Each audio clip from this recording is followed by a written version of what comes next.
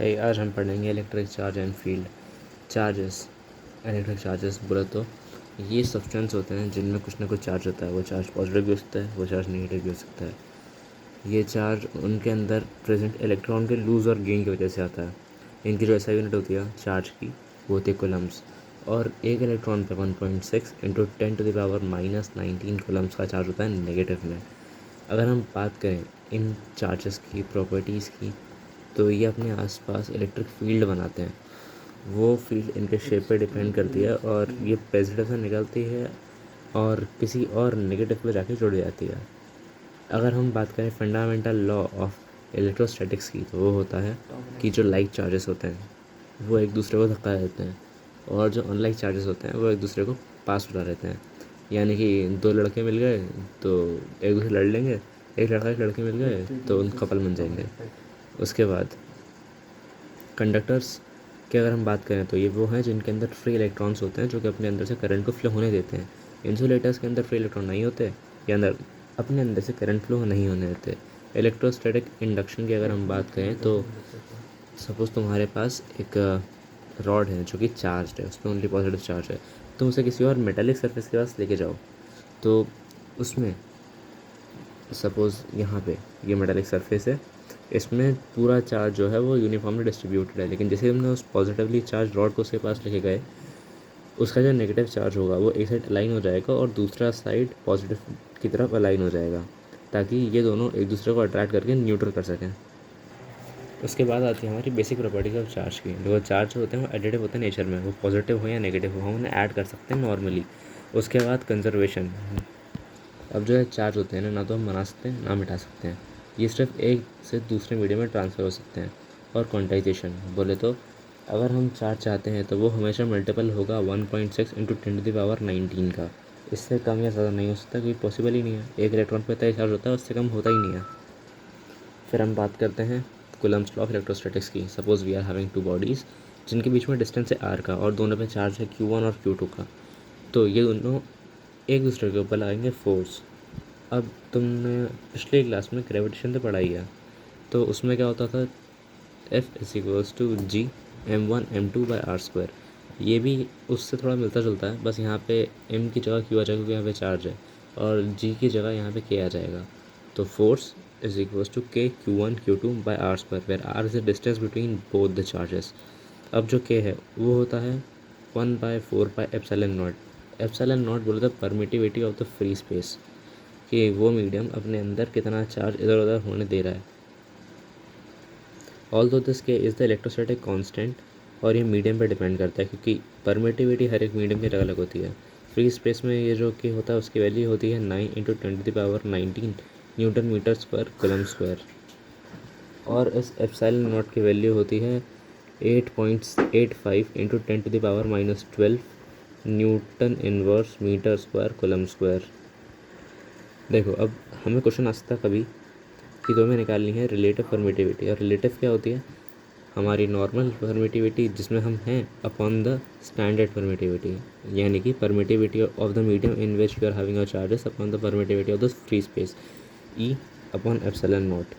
इसके बाद आता है हमारे पास इलेक्ट्रिक फील्ड। इलेक्ट्रिक फील्ड बोले तो ये एक ऐसा रीजन होता है जो कि एक चार्ज के अराउंड जनरेट होता है या क्रिएट होता है, जिसमें कि हम उस चार्ज का इन्फ्लुएंस खुद के ऊपर महसूस कर सकते हैं, या फिर उस चार्ज पे कितना फोर्स है या फिर वो हम पे कितना फोर्स लगा रहा है हम महसूस कर सकते हैं।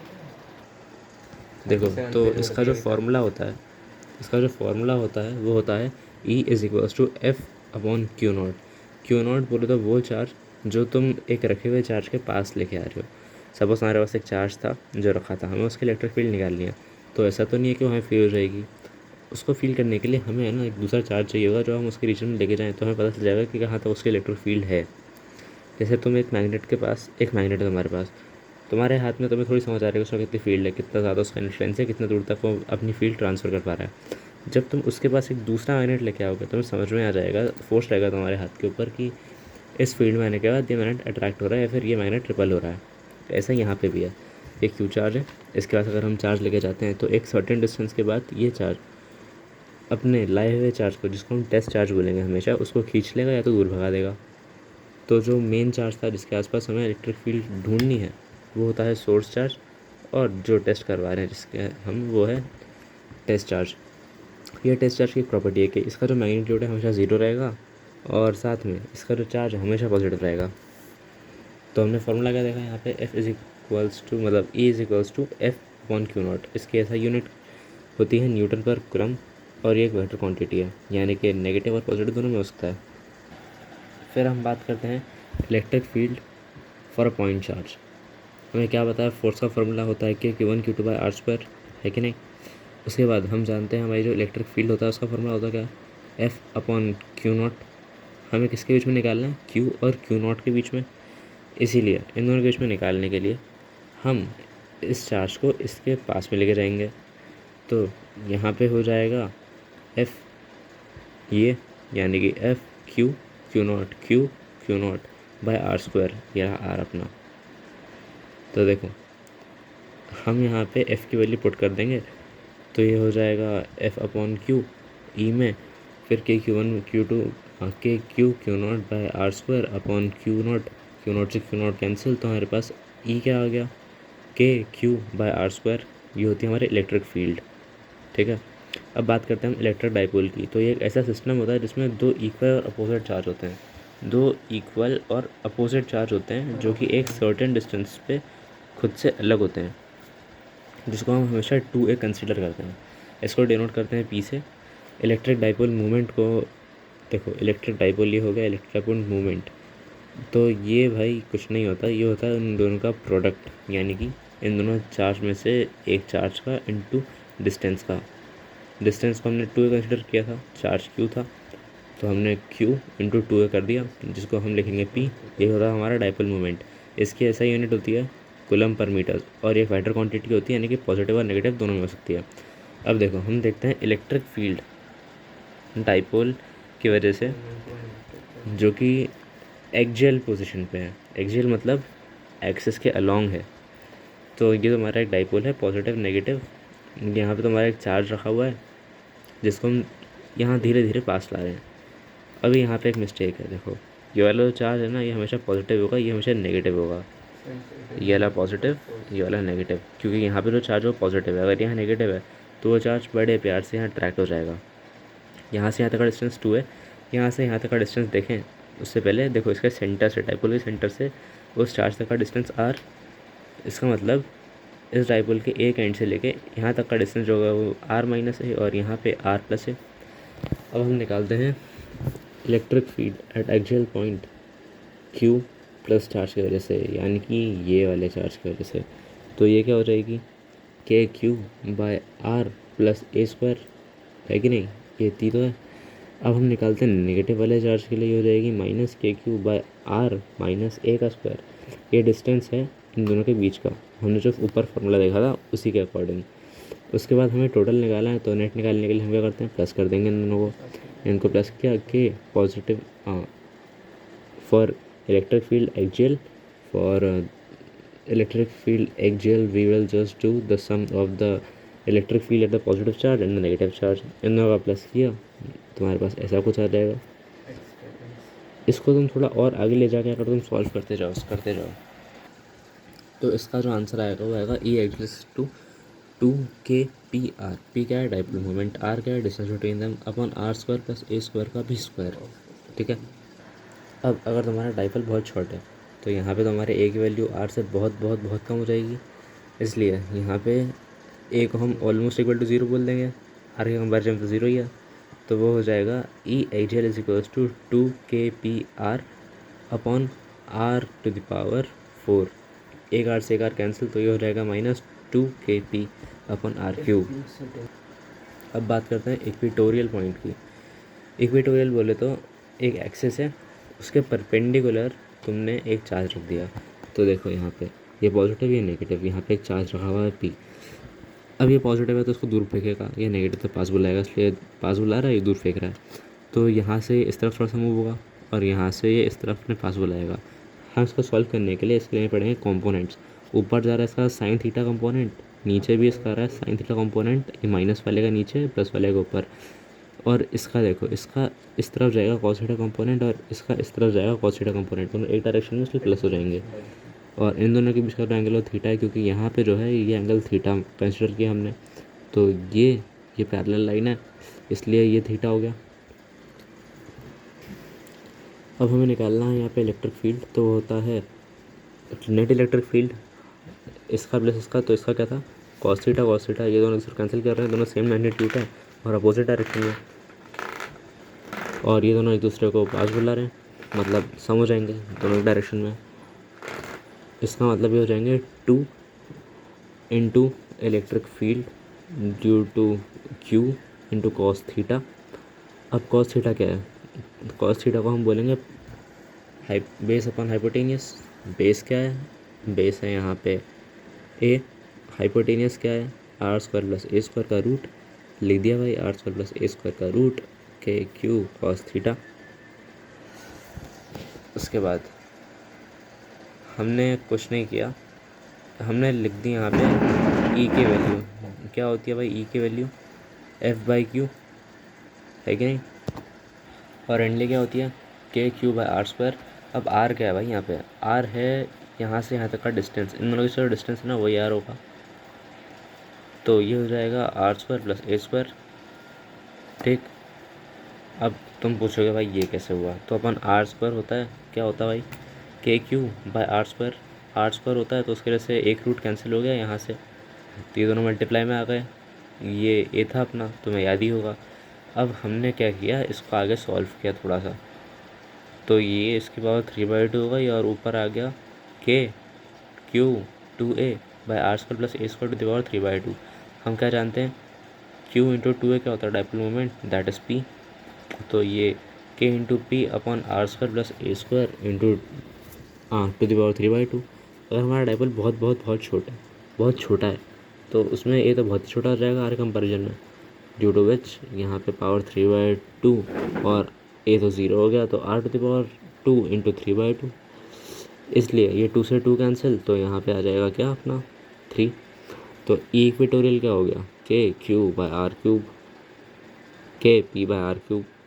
और अगर हमारा डाइपोल बहुत ज़्यादा शॉर्ट है मतलब बहुत छोटा है, तो हमारा जो इलेक्ट्रिक फील्ड होगा axial upon electric field of equatorial, इनका अगर मॉडल्स निकालें तो वो उनका रेशो हमेशा आएगा 2:1। अब बात करते हैं टॉर्क की। टॉर्क क्या होता है, परपेंडिकुलर डिस्टेंस अपॉन फोर्स। हम बात कर रहे हैं यहाँ पे torque on a dipole in a uniform electric field. Electric field क्या थी, E equals to F by Q. देखो भाई अपनी फील्ड्स ऐसी हैं और जो डाइपोल रखा हुआ है, हमारे डाइपोल का पॉजिटिव इस तरफ नेगेटिव इस तरफ, फील्ड्स उस तरफ जा रही हैं, इसलिए ये ऐसा नहीं घूमेगा है कि नहीं, पॉजिटिव अट्रैक्ट होगा नेगेटिव रिपल करेगा, तो ये इस तरफ जा रहा है इस तरफ जा रहा है।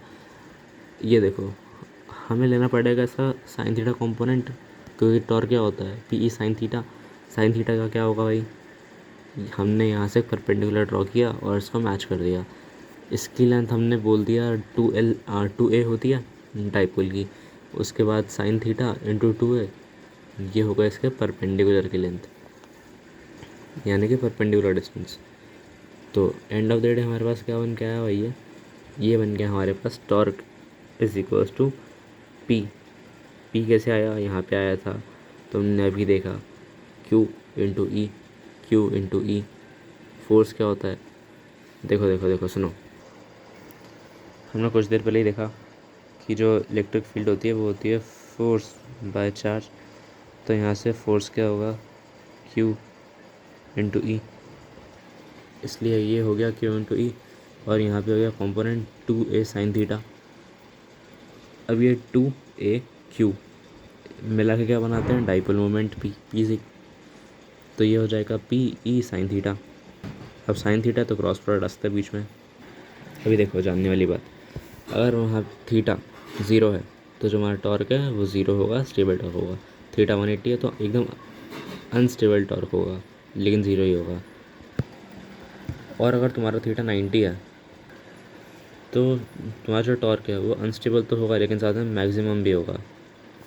अभी इलेक्ट्रिक फील्ड लाइंस की बात करें तो इमेजिनरी होती हैं, ये हमेशा कॉन्टीन्यूस होती हैं, साथ में इनसे अगर हम टेंजेंट बनाए तो ये हमें बता सकती है कि उनका जो डायरेक्शन है वो किस तरफ है, अंदर की तरफ कि बाहर की तरफ।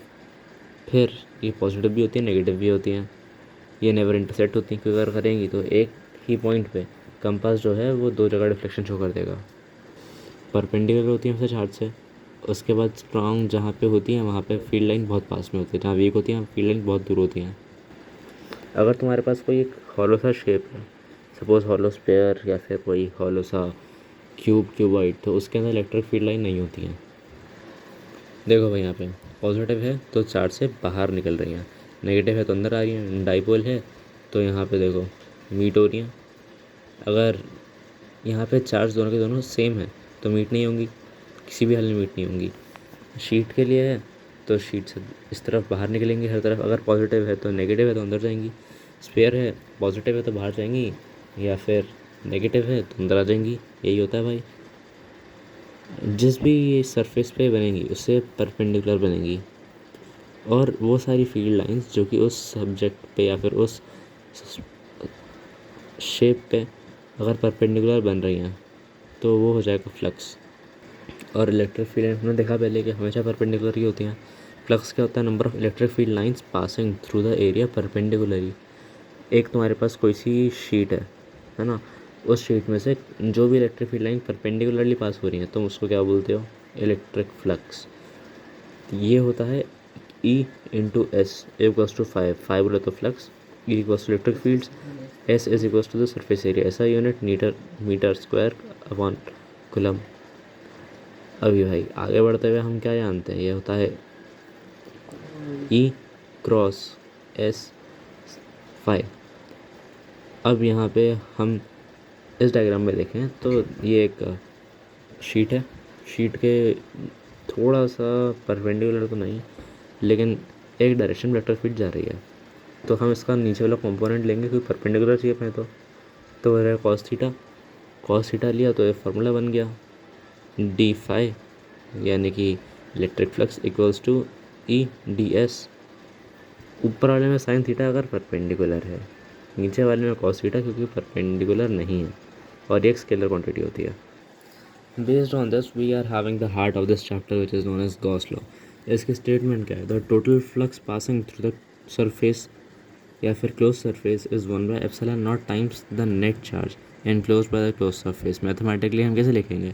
Phi is equals to Q/ε0। Suppose एक सरफेस है तुम्हारे पास, तुमने क्या देखा उसमें जो फील्ड होंगी हमेशा परपेंडिकुलर रहेंगी, है ना?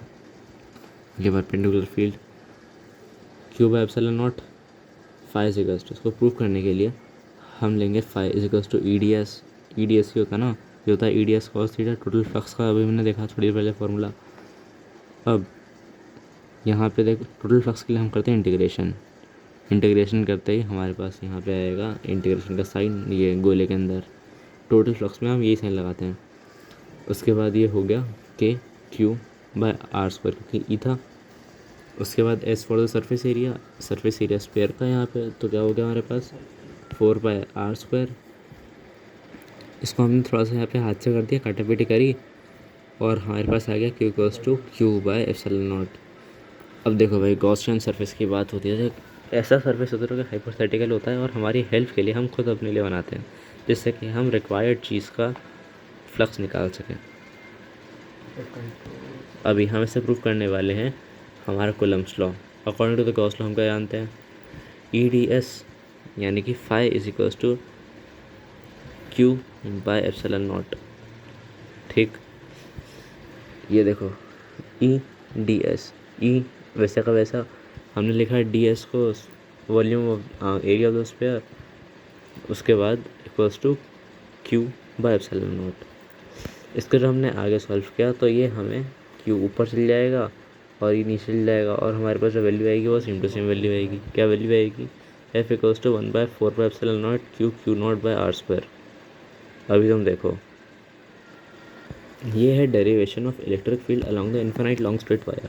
और सच बताऊँ तो ये बोर्ड में सबसे ज़्यादा इंपॉर्टेंट है, क्योंकि ये बहुत ज़्यादा आता है पेपर में। We have infinite long wire, हमें उसमें से निकालनी है उसकी इलेक्ट्रिक फील्ड। हम उसके आसपास कंसिडर करते हैं एक सिलेंडर बोले तो एक ड्रम, इमेजनरी है, ये गॉसियन सरफेस है। इसकी लेंथ होगी L, इसका रेडियस होगा R, इस पर जो चार्ज आ रहा है उसको हम बोलते हैं पी, और इसका एरिया हो जाएगा डी एस। फिर इसके 3 सरफेस होंगे, 3 साइड्स होंगे, एक टॉप, एक इसका सर्कुलर और एक सबसे नीचे वाला। हमने तीनों को D1 D2 D3 बोल दिया। उसके बाद हम क्या जानते हैं, हम एक चीज़ नई लेंगे यहाँ पे जिसको हम बोलते हैं चार्ज, लीनियर चार्ज, जो कि होता है lambda is equals to Q by L. अभी यहाँ पे जो क्यू होगा वो हो जाएगा एल इंटू लेमडा। हम लेते हैं यहाँ पे सिलेंडर गॉसियन सरफेस का। अब गॉसियन थ्योरम की मदद से हम जानते हैं कि ई डी एस कॉस थीटा होता है क्यू बाय एप्सिलॉन नॉट। हमने ई डी एस कॉस थीटा के कंपोनेंट्स लिए सारे के सारे areas, A D S A D S A D S. तो भाई देखो, ये जो दोनों ऊपर नीचे वाले हैं तो ज़ीरो हो जाएंगे, सिर्फ बचता है गोल वाला, क्योंकि यहाँ पे ये बनाएंगे 90 डिग्री और 90 पे कॉस 0 होता है। यहाँ पे बनाएंगे 0 डिग्री, 0 पे कॉस 1 होता है कि नहीं। तो इसको हम लिखेंगे ई डी एस 3, क्योंकि थर्ड सरफेस कंसीडर है। उसके बाद equals to Q by epsilon nought, E constant into 2 pi R L, इसका area is equals to Q by epsilon nought, है कि नहीं। E is equals to 2 pi R L is equals to lambda L by epsilon nought. ये हमने यहाँ से उठा के यहाँ पुट कर दिया। इसके वजह से हमें ई की वैल्यू क्या आई, E lambda upon 2 pi R epsilon nought. अब हम जैसे जैसे इसका रेडियस बढ़ाते जाएंगे, जितना दूर बढ़ते जाएंगे, उसके वजह से इसका इन्फ्लुएंस और उतना ही कम होता रहेगा, तो इलेक्ट्रिक फील्ड भी हो जाएगी। We are doing the same thing for the plane sheet. Plane sheet में सेम टू सेम वही एक प्लेन शीट है, इसमें हमने सिलेंडर का सरफेस दोबारा कंसिडर किया। तुम चाहो तो कोई भी सरफेस कंसिडर करो, कोई दिक्कत नहीं है। ये देखो, हमने यहाँ assume किया plane surface, plane sheet, cylinder, इसका सरफेस 1 ये 2, ऊपर वाला 3, इलेक्ट्रिक फील्ड इस तरफ जा रही है और ये पॉजिटिव चार्ज है। देखो भाई, इसका जो सरफेस रहेगा ना, सरफेस एरिया या फिर सरफेस चार्ज डेंसिटी, ये हो जाएगी sigma is equals to Q by A. अब यहाँ से हम क्यू को लिख सकते हैं सिग्मा इंटू ए। हमें ये भी पता है गॉसियन सरफेस क्या होता है, क्या गॉस का लॉ क्या होता है, वो होता है ई D S into Q by epsilon not. हमने यहाँ पे सारे के सारे डी एस ले लिए, 1 2 और 3। तो ये वाला जो था सेंटर होता है 0 बना रहा था, और ये दोनों इक्वल हैं, ये दोनों इक्वल हैं, तो ये बन गया यहाँ पे सेम टू सेम। तो ये हो गया यहाँ पे 2 E D S is equals to Q by epsilon naught. तो इसको हम आगे सॉल्व करेंगे तो ये बन जाएगा ये 2 ई, ये ई कॉन्स्टेंट इसलिए बाहर, डी एस सरफेस क्या है भाई इसका, इसका है 2 पाई आर स्क्वायर। तो ये 2 पाई आर स्क्वायर हो गया। 2 पाई आर स्क्वायर इसलिए हुआ क्योंकि 2 ऑलरेडी मल्टीप्लाई में था यहाँ पे। इक्वल्स टू क्या आएगा भाई यहाँ पे, क्यू बाई एप्सिलॉन नॉट। हम जानते हैं क्यू क्या है, सिग्मा इंटू ए, तो ये sigma into A upon epsilon not. यहाँ से पाई आर स्क्वायर और उस साइड से पाई आर स्क्वायर, एरिया कट गया सर्कल का। इसकी वजह से हमारे पास आता है ई की value sigma upon 2 epsilon not, जो कांस्टेंट होगी। एंड फाइनली आफ्टर पूरे 23 मिनट्स हम चैप्टर के लास्ट टॉपिक पहुंच चुके हैं, जो कि है electric field for a sphere, जो कि हॉलो है। हॉलो हो या फिर फील्ड हो, दोनों की बात एक ही है, क्योंकि इसके सिर्फ सरफेस पे चार्ज होता है, हॉलो के अंदर चार्ज नहीं होता है। हॉलो के भी सिर्फ सरफेस पे चार्ज होगा। तो हम यहाँ पे लेंगे एक नई चीज़, जो कि होगी वॉल्यूम चार्ज डेंसिटी, यानी कि सरफेस चार्ज डेंसिटी, जो कि होगी sigma equals to Q by A. Q by A यहाँ पे भी है, तो हम यहाँ से क्यू क्या बोलेंगे, sigma into A. According to the Gauss theorem E D S यहाँ पे equals to Q by epsilon naught. तो ये E D S cos theta equals to Q by epsilon naught, सारे सरफेस पे परपेंडिकुलर है, तो डायरेक्ट इसका area लेंगे हम 4 पाई आर स्क्वायर, और फिर ये क्या हो गया, ये हो गया sigma A by epsilon nought. A क्या है यहाँ पे, ए यही है 4 पाई आर स्क्वायर। अब देखो यहाँ पे आर वेरी कर सकता है, हो सकता है कि वो जो आर है वो इस स्पेयर के अंदर हो सकता है वो आर के स्पेयर सरफेस पे हो सकता है आर बहुत दूर हो। तो बस यही बात है इसमें कि इसको हम आगे सॉल्व करेंगे। ये एरिया से यहाँ का एरिया कैंसिल, तो ये हो जाएगा E equals to R square by R square upon epsilon naught, ऊपर में सिग्मा। अब ये आर स्क्वायर क्या है, आर है छोटा वाला रेडियस, आर स्क्वायर ही है बड़ा वाला रेडियस, ठीक। यहाँ पे देखो जो इलेक्ट्रिक फील्ड है आउटवर्ड वाली वो इन्वर्सली प्रोपोर्शनल है इस आर से, आर स्क्वायर से। इसके हम जब तक अंदर रहेंगे ये इलेक्ट्रिक फील्ड कांस्टेंट रहेगी, जैसे ही हम बाहर निकले इलेक्ट्रिक फील्ड रैपिडली गिरेगी, वेरिएबली नहीं, एक्सपोनेंशियली। तो ये गिरेगी एक्सपोनेंशियली। अगर आर आर के इक्वल है तो ये फार्मूला क्या हो जाएगा, E is equals to sigma by epsilon naught. अगर ये अंदर है मतलब आर छोटा है बड़े वाले आर से, तो ये हो जाएगा, तो यहाँ से हो गया भाई, अगर ये बड़ा वाला आर ज़्यादा बड़ा है, ये बड़ा वाला आर ज़्यादा ही छोटा है छोटे वाले आर से, यानी कि जो हमारा पॉइंट है वो इसके रेडियस से भी कम है, यानी अंदर है हमारा जो पॉइंट है, तो ये ज़ीरो हो जाएगा क्योंकि इन साइड तो कोई फील्ड होती ही नहीं है। तो यहाँ पे देखो, जब तक ये इन है इस ग्राफ में, जब तक ये आर इस आर से छोटा है तब तक के लिए कोई फील्ड नहीं। फिर जैसे ही बाहर निकला वैसे ही फुल फील्ड, और जैसे जैसे दूर गया वैसे वैसे रैपिडली फील्ड कम होती गई। ठीक है, ये हमारा पूरा चैप्टर कंप्लीट 25 मिनट के अंदर।